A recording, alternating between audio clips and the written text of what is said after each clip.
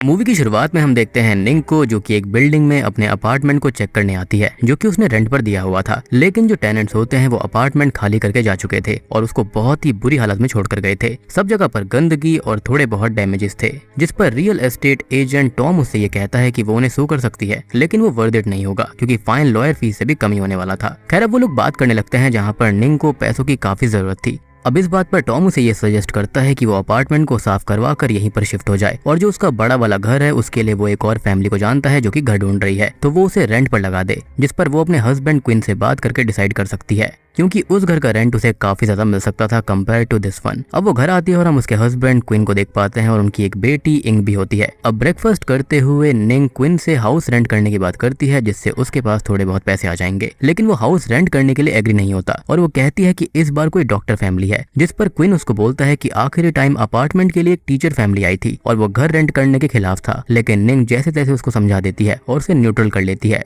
Queen का यहाँ पर कहना था कि वो जो चाहे कर सकती है। खैर अगले सीन में वो जॉब इंटरव्यू पर गई हुई थी और आज उन टेनेंट्स को घर देखने आना था, तो वो क्वीन को कॉल करके कहती है कि वो उन्हें अटेंड कर ले, लेकिन वो घर रेंट करने के मूड में था ही नहीं, तो वो कैंसिल करने का बोल देता है और वो उसको मना कर ये बोलती है कि वो खुद ही जल्दी घर आ जाएगी। अब वो कुछ ही देर में घर पहुंचती है तो वो नए टेनेंट्स वहीं पर थे। वहां पर मदर और डॉटर होती हैं, जहां पर मदर का नाम होता है रात्रि और डॉटर का नाम नुश था। जब निंग घर आती है तो रात्रि क्विन को कोई किताब दे रही थी और बोलती है कि उसकी सारी दिक्कत इससे दूर हो जाएगी और वो यहाँ पर रहने लगेगी, तो वो आगे और बात करेंगे। अब निंग उन दोनों से मिलती है और टॉम उनके बारे में बताता है कि रात्रि रिटायर्ड डॉक्टर है और नुश भी डॉक्टर ही है, जो कि यहाँ पर बैंकॉक में शांति वाली जगह पर रहना चाहती है, जिन्हें ये घर पसंद आ गया है और वो कब शिफ्ट करें, जिस पर क्विन बोलता है कि वो अगले महीने शिफ्ट कर सकती है और निंग खुश होती है कि चलो वो मान तो गया, जो कि काफी अजीब था क्योंकि अब तक तो वो इस चीज के खिलाफ था, लेकिन रात्रि से मिलते ही वो इस चीज के लिए मान गया। खैर अगले महीने निंग अपनी फैमिली के साथ अपने अपार्टमेंट में शिफ्ट हो जाती है और घर खाली कर देती है ताकि नए टेनेंट्स आकर शिफ्ट हो पाएं, और वो जाते हुए अपनी नेबर आंटी फोन से भी बात करती है, जो कि उससे और इंग से बहुत ज्यादा क्लोज थी, और वो उनसे कहती है कि अगर नई फैमिली उन्हें परेशान करे तो वो उसे कॉन्टेक्ट कर सकती है। खैर वो लोग अपने अपार्टमेंट में शिफ्ट हो जाते हैं और आज इंग का बर्थडे भी था।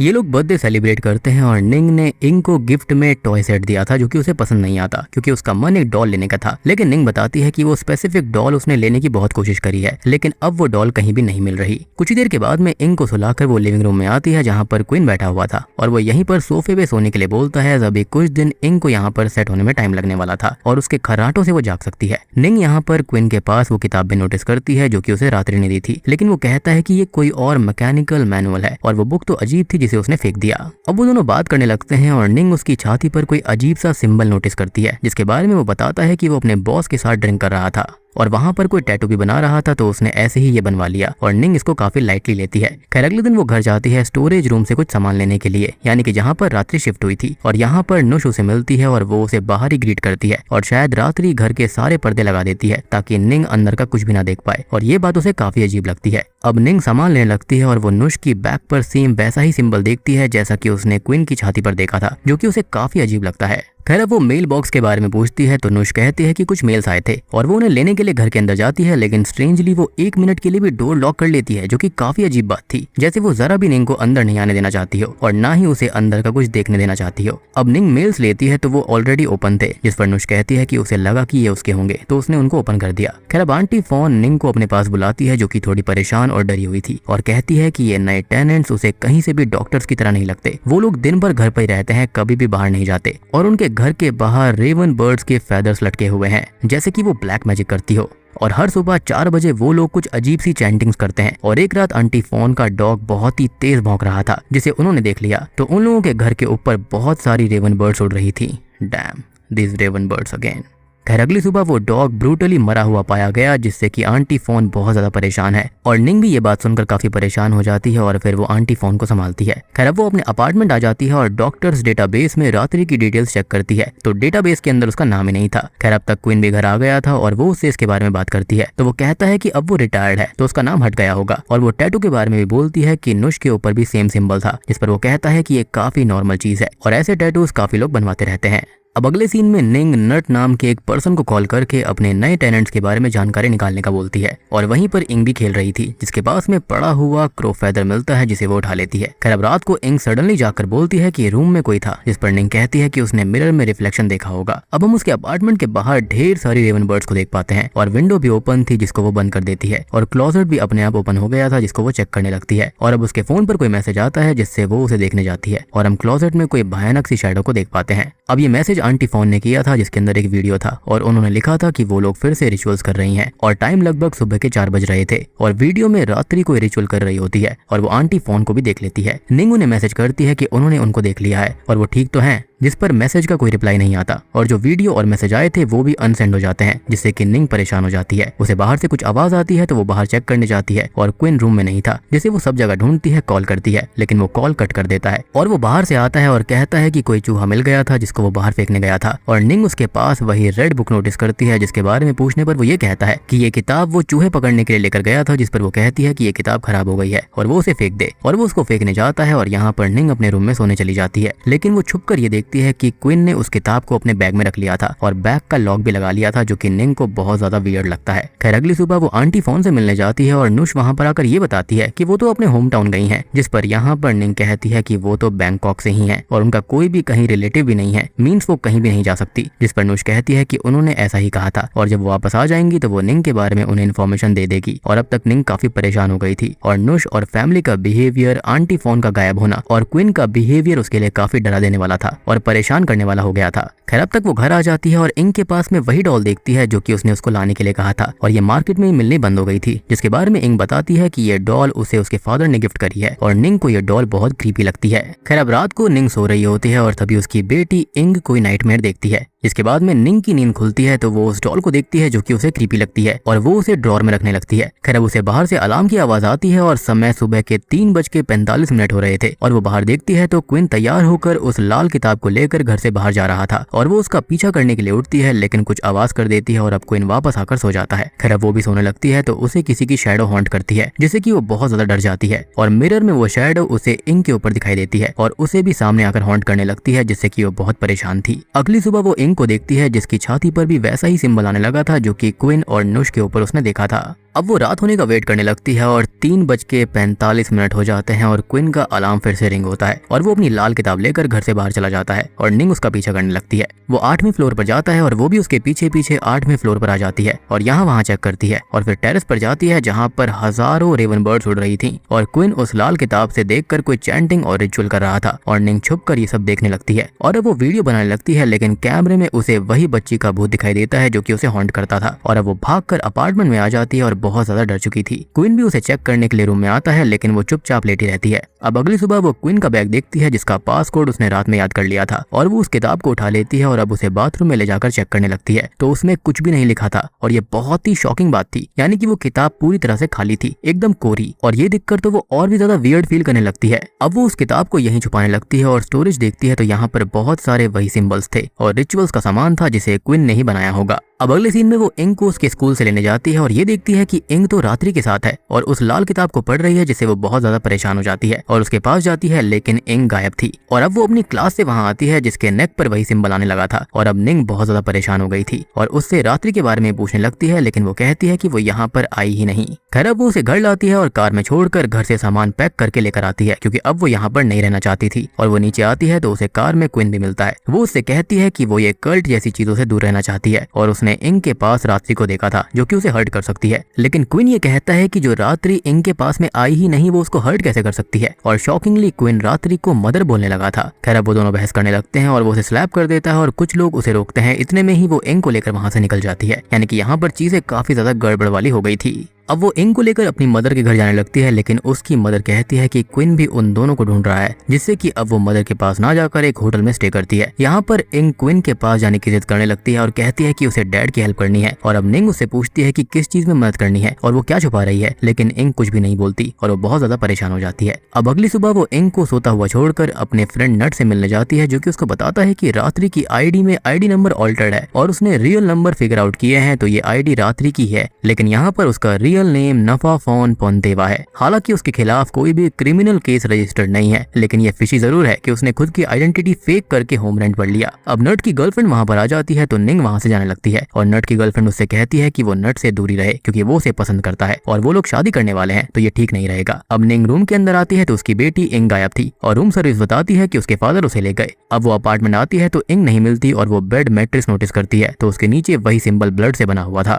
अब वो अपने घर जाती है तो रात्रि और नुश घर खाली कर चुके थे और वहाँ उसे वही रिचुअल प्लेस, सिंबल्स और अजीब ऑफरिंग्स मिलती हैं। अब वो टॉम को कॉल करती है और वो उसे पिक करता है और कहता है कि वो लोग फोन नहीं उठा रही। रास्ते में ही निंग नोटिस कर लेती है कि टॉम की चेस्ट पर भी सेम सिंबल है और उसके पास भी वही रेड बुक है, मींस वो भी इसी कल्ट का हिस्सा है। और अब वो उसे बचकर भागने की कोशिश करती है लेकिन वो उसे बेहोश करके एक बैग के अंदर बंद रिवर साइड बने हुए अकेले घर में लेकर आता है और अब उसका भी अलार्म रिंग होता है 3:45 पर। और अब कहानी जाती है 11 साल पहले और अब हम देखते हैं क्विन को जो कि अपनी बेटी जा के साथ उसी घर में रहा करता था और उसकी वाइफ उन दोनों को छोड़कर काफी टाइम पहले ही जा चुकी थी। दोनों फादर डॉटर एक दूसरे से बहुत ज्यादा प्यार करते थे और जा को क्विन वही डॉल गिफ्ट करता है जो कि उसने इंग को दे दी थी और ये सेम ही डॉल है, मींस वो डॉल जा की ही थी जिस पर उसका नाम भी लिखा हुआ था, जिसे क्विन ने इंग को देने से पहले ही मिटा दिया। अब एक दिन जा तैयार हो रही होती है और शावर लेने जाती है जहाँ पर गीजर ब्लास्ट होने से वो खत्म हो जाती है और अपनी बेटी को खोकर क्विन पूरी तरह टूट जाता है। वो महीनों से पागल सा डिप्रेस्ड होकर घर पर पड़ा रहता है और उस डॉल को अपनी बेटी जा मानकर उससे बात करता रहता है। अब एक दिन एक निंग नाम की इंश्योरेंस सेलर आंटी फोन का घर ढूंढते हुए उसके पास आती है और उन दोनों के बीच बातें होती हैं। वो एक दूसरे से प्यार करने लगते हैं और शादी कर लेते हैं और क्वीन अपने अतीत से मूव ऑन कर लेता है और पास्ट का कुछ भी निंग को नहीं बताता। यानी कि ये निंग वही है जिसको हम स्टार्टिंग से देख रहे थे, जिसके अंदर कोई भी खराबी नहीं है क्योंकि वो कहीं पर भी गलत नहीं था और अपने दुख से बाहर आने के लिए सही भी था। अब समय बीत जाता है और एक दिन वो इंग को जा से बात करते हुए सुनता है जिस पर उसको यकीन तो नहीं होता, लेकिन इंग अब जा जैसे बात करने लगी थी और जा जैसे ही खाने पीने लगी थी, मींस वो वाकई में जा से कम्युनिकेशन कर पा रही थी। अब ये सब क्वीन ने तब नोटिस किया था जब निंग ने उसे घर रेंट करने के लिए बोला था। अब वो उसी दिन जा का सामान देखता है और ये घर उसका आखिरी घर था, इसलिए वो इसे बेचना नहीं चाहता था। और अब आपको समझ में आया होगा कि क्यों वो इस घर को रेंट करने के लिए और यहाँ पर बेचने के लिए मना किया करता था। यानी कि अब यहाँ पर कहानी फिर से शुरुआत की तरफ चली जाती है जहाँ पर रात्रि को यहाँ पर रेंट पर यह घर दिया जाना था। निंग घर पर नहीं होती, यानी कि वो जॉब इंटरव्यू पर थी और घर देखने के लिए रात्रि और नुश आ जाती है और रात्रि में कुछ पावर्स थी जो कि जा को सेंस कर पाई थी और उसके साथ में क्या हुआ और वो अपने टाइम से पहले मरी थी, इसलिए इसी घर में कैद है। ये सब वो जान चुकी थी जो कि वो क्वीन को बताती है और ये सब जानकर वो बहुत शॉक्ड होता है, जिसे वो रेड बुक देती है और वो खुद जा की यादों में और पेन में था तो वो किताब उसकी हेल्प कर सकती थी।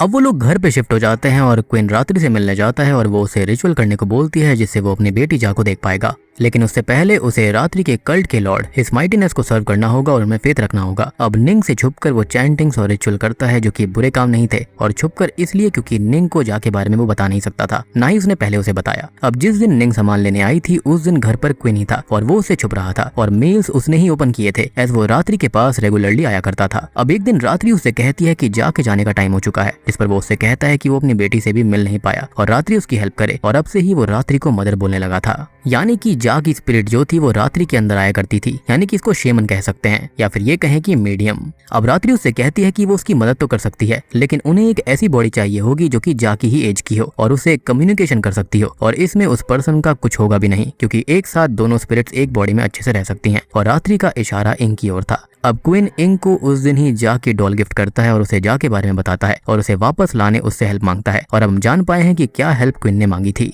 खैर वो घर पर बेड मैट्रेस के नीचे वो सिंबल बनाता है, बाथरूम स्टोरेज में वो रिचुअल सेटअप और सिंबल प्लेस बनाता है। अब वो रिचुअल कर रहा होता है जिस दिन निंग ने उसको देख लिया था और वो बुक असल में एक तरह का डोरवे है हमारे वर्ल्ड और डेड के वर्ल्ड के बीच का, जहाँ पर एक तरह से एस्ट्रल प्रोजेक्शन करके क्वीन पहुंच गया था और उसने खुद को उसके पास प्रेयर्स करके कल्ट के बहुत सारे मेंबर्स की स्पिरिट को देखा था और उसने जा की स्पिरिट को भी देखा था जो कि जल्दी ही गायब हो गई थी और यही रीजन था कि वो किताब बिल्कुल खाली थी और कोरी थी। अब वो एस्ट्रल प्रोजेक्शन में था तो उसे पता था कि निंग ने उसे देख लिया है और उसने ये बात रात्रि को बता दी थी जो कि अब खुद ही रिचुअल परफॉर्म करने का बोलती है। अब अगले दिन स्कूल के बाहर क्वीन रात्रि के साथ था और वो उसको बताती है कि रिचुअल पूरा करने के लिए उसको बॉडी पर 3 मार्क्स होने जरूरी हैं। एक जा बना चुकी है उसकी चेस्ट पर, दूसरा वो बना देगी और तीसरा और सबसे स्पेशल क्वीन को बनाना होगा क्योंकि वो उससे ही पैदा हुई थी। खैर इसके बाद में होता यह है कि निंग अपनी बेटी को लेकर भाग जाती है और क्वीन को इंग ने होटल से ही कॉल करके बुला लिया था और वो उसे वहां से पिक करके घर लेकर आता है, जहाँ पर नुश उसे आंटी फोन के घर आने का कहती है क्योंकि निंग उसके घर चेक करने आ सकती थी और अभी उनके घर को रिचुअल के लिए तैयार भी करना था। अब वो आंटी फोन के बारे में पूछता है तो वो बताती है कि आंटी फोन मेडिटेशन कैंप गई हैं, रात को आ जाएंगी। अब रिचुअल की तैयारी शुरू होती है और इंग पर वो मार्क बनाया जाता है।